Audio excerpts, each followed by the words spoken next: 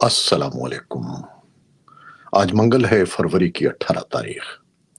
پاکستان میں سر شام کے 7، بھارت میں 7:30، اور یہاں ہمارے اسٹوڈیوز کی گھڑیوں میں صبح کے 9 بج رہے ہیں۔ وائس آف امریکہ واشنگٹن کی اردو سروس سے میں ہوں خالد حمید، خبروں کے ایک بلٹن کے ساتھ۔ امریکہ، پاکستان، افغانستان، بھارت اور دنیا بھر سے ملنے والی اہم خبریں آج کے بلٹن میں پیش ہیں۔ روس اور امریکہ کے سینئر حکام نے آج سعودی عرب میں ملاقات کی۔ بات چیت کا مقصد تعلقات کو بہتر بنانا اور یوکرین میں جنگ کے خاتمے کا حصول ہے۔ امریکی وزیر خارجہ مارکو روبیو اور روسی وزیر خارجہ سرگئی لیوروف کی قیادت میں دونوں ملکوں کے وفود نے ریاض میں ملاقات کی۔ روسی وفد کے مطابق یہ مذاکرات دو طرفہ ہوں گے اور اس میں یوکرین کے حکام شامل نہیں ہوں گے۔ امریکی محکمہ خارجہ کے ترجمان ٹیمی بروس نے کہا کہ امریکی وزیر خارجہ مارکو روبیو، قومی سلامتی کے مشیر مائک والٹس اور خصوصی ایلچی اسٹیو وٹکاؤ امریکی وفد میں شامل ہیں۔ منگل کو ہونے والی یہ بات چیت دونوں فریقوں کے درمیان تقریباً 3 سال قبل ماسکو کے یوکرین پر حملے کے بعد ایک اہم ترین ملاقات ہے۔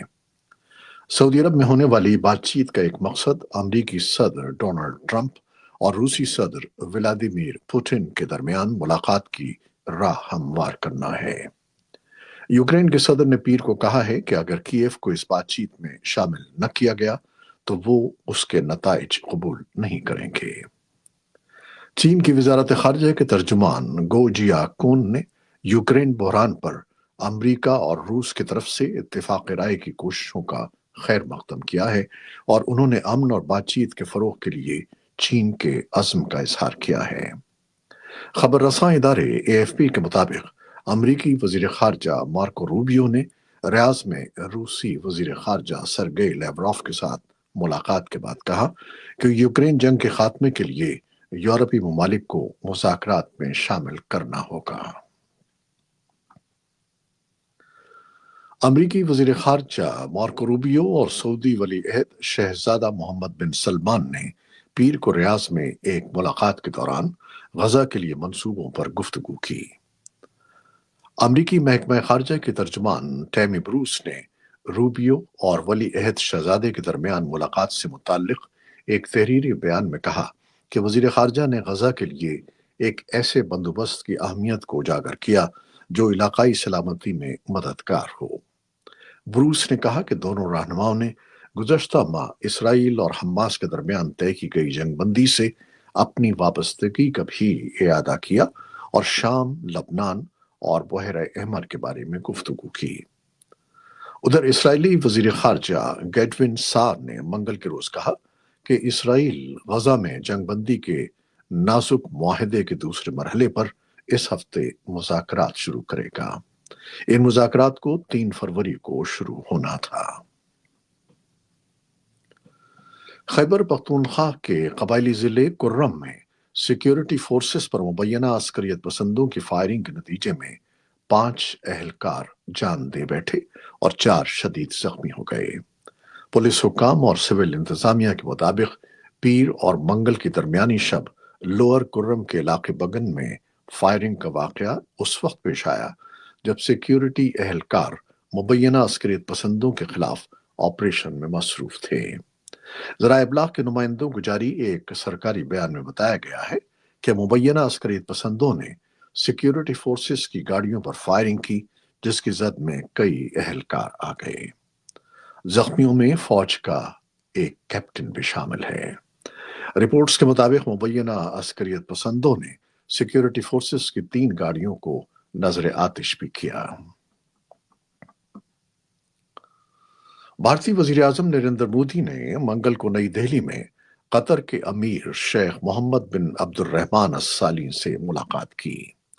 دونوں ممالک کے رہنماؤں نے دو طرفہ مذاکرات کے بعد اسٹریٹجک پارٹنرشپ کی تشکیل کے ایک معاہدے پر دستخط کیے۔ دوحہ میں بھارتی سفارت خانے کے مطابق دونوں ملکوں کے درمیان سن 2023-24 میں دو طرفہ تجارت 14.08 بلین امریکی ڈالر تھی۔ سفارت خانے کے مطابق قطر بھارت کو مایا قدرتی گیس فراہم کرنے والا کلیدی ملک ہے۔ قطر میں بھارتی سب سے بڑی تارکین وطن کی کمیونٹی ہے۔ بھارتی سپریم کورٹ نے عبادت گاہوں کے انہدام پر عدالتی پابندی کے باوجود اتر پردیش کے کشی نگر میں ایک مسجد کے انہدام پر انتظامیہ کو توہین عدالت کا نوٹس جاری کیا ہے۔ یہ نوٹس نومبر میں دیے گئے اس عدالتی حکم کی خلاف ورزی پر جاری کیا گیا ہے جس میں عبادت گاہوں کے سروے اور انہدام پر ملکی سطح پر پابندی عائد کی گئی تھی۔ دو رکنی بینچ نے ضلعی انتظامیہ کو اگلی سماعت تک کسی بھی قسم کی انہدامی کارروائی سے روک دیا ہے۔ اس کیس کے وکیل نے وائس آف امریکہ سے گفتگو میں کہا کہ اس معاملے میں 10 اہلکاروں کو ملزم بنایا گیا ہے۔ اگر توہین عدالت کا جرم ثابت ہوا تو ان سب کو سزا سنائی جائے گی، جبکہ اتر پردیش بی جے پی کے ترجمان کا کہنا ہے کہ حکومت عدالت میں جواب داخل کر کے اپنا موقف رکھے گی۔ جاپانی حکام کا کہنا ہے کہ طالبان کے اعلیٰ عہدیدار بات چیت کے لیے جاپان میں ہیں۔ ٹوکیو کی کوشش ہے کہ افغانستان کو ایک ایسے سیاسی نظام کی تشکیل میں مدد دی جائے جو زیادہ جامع ہو اور جو انسانی حقوق کا بہتر تحفظ کرے۔ طالبان سینئر اہلکار جن کی شناخت ظاہر نہیں کی گئی، امدادی تنظیم نیپون زیدان کی دعوت پر جاپان آئے ہیں۔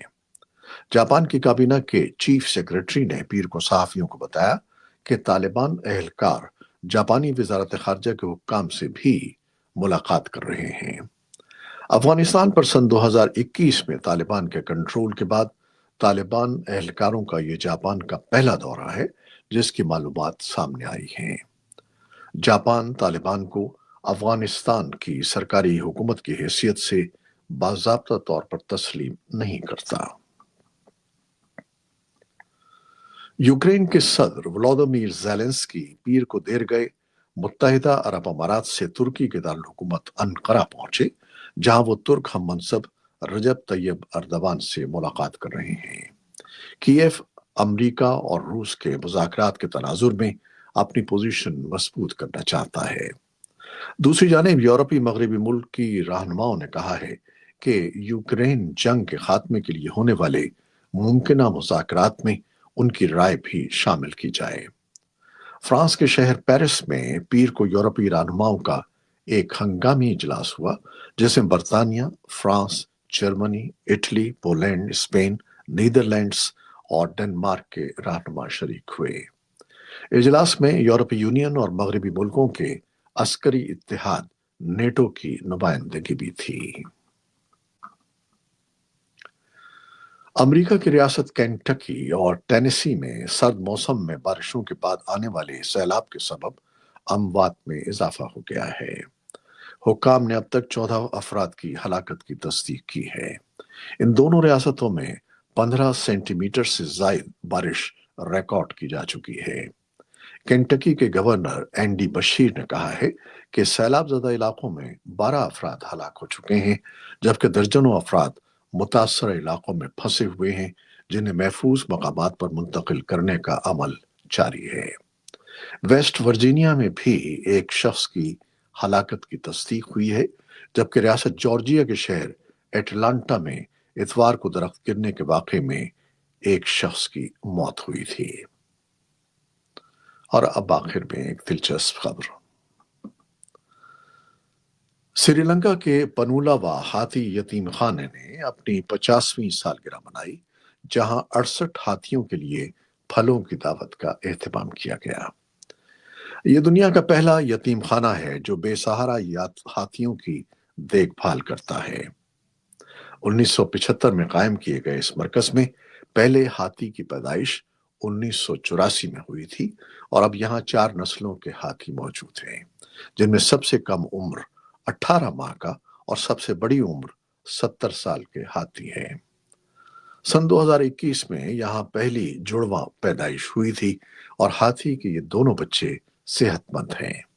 یہ مرکز سیاحتی مقام اور حکومتی آمدنی کا بڑا ذریعہ ہے، جہاں ہاتھیوں کے روزمرہ خوراک کے لیے بڑی مقدار میں پتے، پھل اور دودھ استعمال کیے جاتے ہیں۔ یہ تھی وہ خبریں جو فیس بک لائیو کے لیے براہ راست پیش کی۔ ہماری ویب سائٹ اور پوڈ کاسٹ پر یہ بلیٹن آپ کے لیے پوسٹ کر دیا جاتا ہے۔ آپ ہمارے بلیٹن کو شیئر کرتے ہیں اور اپنے کمنٹس میں اپنی محبتوں کا اظہار کرتے ہیں، جس کے لیے ہم آپ کے بے حد مشکور ہیں۔ اپنی ان محبتوں کو جاری رکھیے گا۔ نیوز پروڈیوسر بے نظیر سمت اور نیوز ایڈیٹر بہجت جیلانی کے ساتھ خالد حمید اب اجازت چاہے گا۔ اللہ حافظ۔